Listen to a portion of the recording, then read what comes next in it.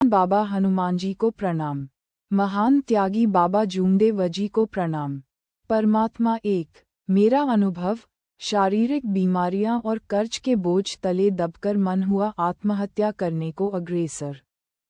भगवान की कृपा से नवजीवन मिला परमात्मा एक मार्ग में आकर। मेरा नाम रामेश्वर बबलू गणेश जी सूर्यकार है। आज मैं मेरा अनुभव, इस अनुभव मालिका में मेरा प्रथम अनुभव, मार्ग में आने का कारण सादर कर रहा हूँ। मैं कुछ साल पहले नागपुर इस शहर में अपना जीवन यापन करने आया। मैं केटरिंग में लेबर के तौर पर काम करने लगा। कुछ साल ऐसे ही काम करते करते बीत गए।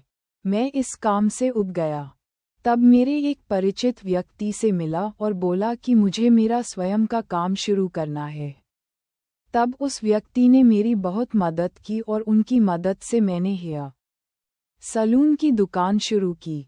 तब मैं एक इंसान के संपर्क में आया। उनकी लड़की मुझे राखी बांधने लगी।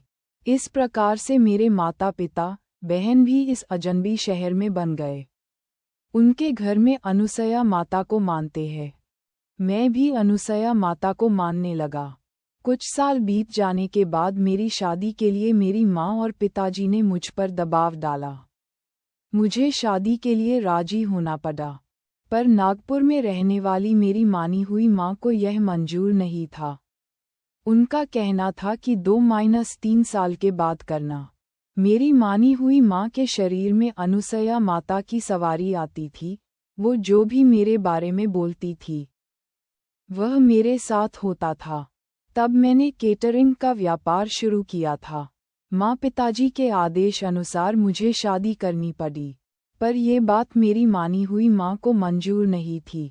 गांव में शादी हुई। मैं अपनी धर्मपत्नी को लेकर नागपुर आया और साथ में छोटे भाई को लेकर आया। कुछ दिन अच्छे बीते और मेरे दोनों व्यवसाय अच्छी तरह चलने लगे। तब मेरी मानी हुई माँ मुझसे बात नहीं करती थी, पर वो भी कुछ दिन बीत जाने के बाद मुझसे बात करने लगी। सब अच्छा था कि अचानक उन दिनों मेरे अच्छे दिनों की उल्टी गिनती शुरू हुई। मेरे छोटे भाई ने मुझसे एक सवाल किया कि तेरे पास रह के मेरे भविष्य का क्या होगा। तब मैंने मेरे छोटे भाई को सलून की चाबी दे दी और बोला कि आज से तेरा भविष्य ये दुकान है। फिर मैं घर आया एन पत्नी को बताया कि आज से सलून की दुकान छोटे भाई की हुई। तब मेरी पत्नी ने कहा, अब आप क्या करोगे? तब मैंने कहा कि मैं केटरिंग का खुद का काम करूंगा। कुछ दिन बीत जाने के बाद मैं मेरी मानी हुई माँ नागपुर वाली के घर पर गया। उनसे मेरी किसी बात से अनबन हो गई और उन्होंने मुझसे कहा कि आज से तू बर्बाद होगा। मैं अपने घर आया और मेरी बर्बादी शुरू हुई।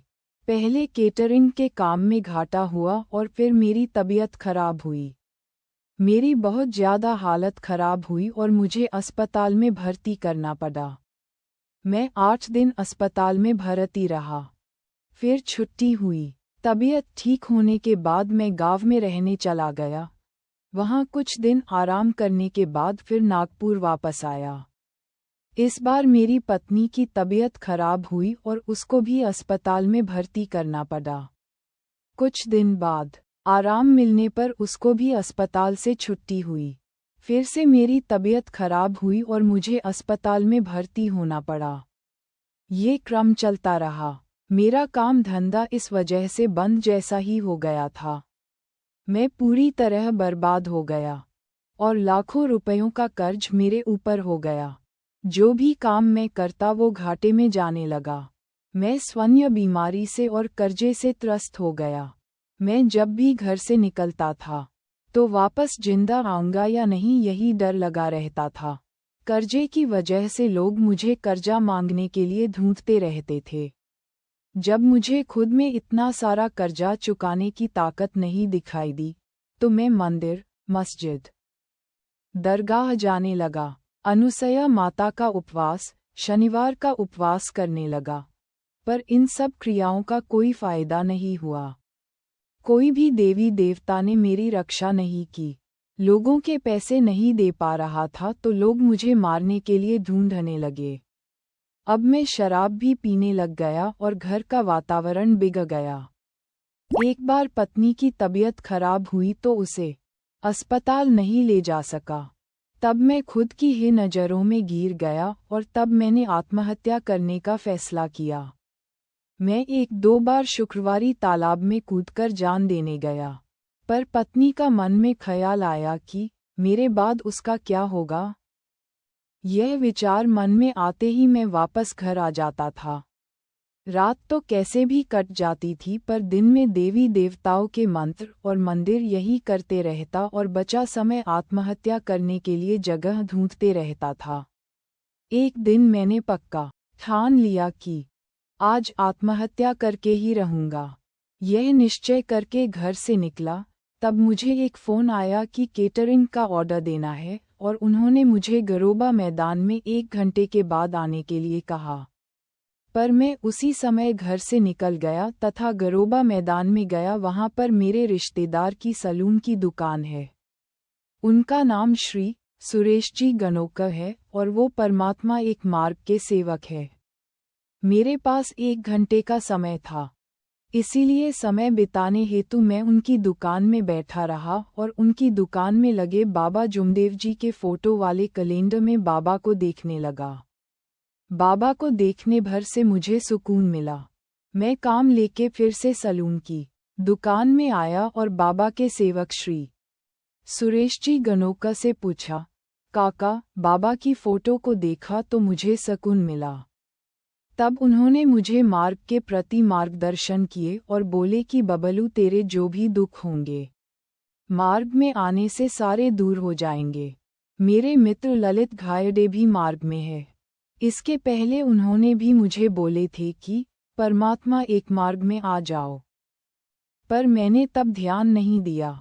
लेकिन सुरेश काका के मार्गदर्शन से ऐसे लगा कि मेरे सारे दुख दूर हो गए। तब मैंने मुझे यह मार्ग लेना है ऐसा उनसे कहा। तब उन्होंने गट नं. 8 नागपुर के मार्गदर्शक श्री मारोतरावजी राउत गुरुजी का नाम बताए और कहा कि तुम्हारे घर के करीब वही रहते हैं तो उनसे ही कार्य लेना। तब मैंने सुरेश काका से कहा कि आप मेरी पत्नी को मार्ग के बारे में समझाओ। तब सुरेश काका मेरे घर पर आए और उन्होंने मेरी पत्नी को मार्गदर्शन किया।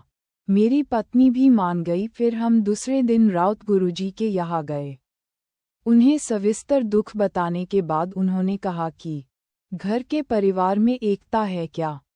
मैंने हाँ कहा। तब उन्होंने घर की साफ सफाई करके एक त्यागी सेवक को साथ लाने के लिए बोले। दूसरे दिन मैं घर की साफ सफाई करके एक त्यागी सेवक तथा मेरी पत्नी को लेकर राउत गुरुजी के घर गया। तब उन्होंने मार्ग के प्रति विस्तारपूर्वक मार्गदर्शक करके मार्ग में वचनबद्ध किया। 3 दिन के कार्य करने के लिए बोले। 3 दिन के कार्य में ही मुझे पूरी तरह समाधान मिला तथा घर में सभी की तबीयत भी ठीक हो गई। मेरा काम धंधा भी ठीक तरह से चलने लगा। इसी तरह नियमानुसार मैं बाबा के कार्य करता गया और मेरा कर्ज पूरी तरह से मिट गया।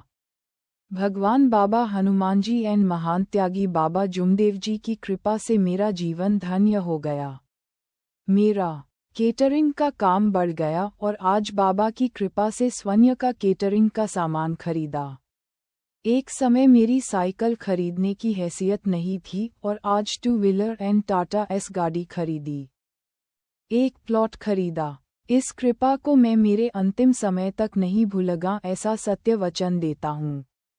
लिखने में भूलवश कोई गलती हुई है तो भगवान बाबा हनुमान जी हैं महान त्यागी बाबा जुमदेव जी, इनसे क्षमा प्रार्थी हूँ।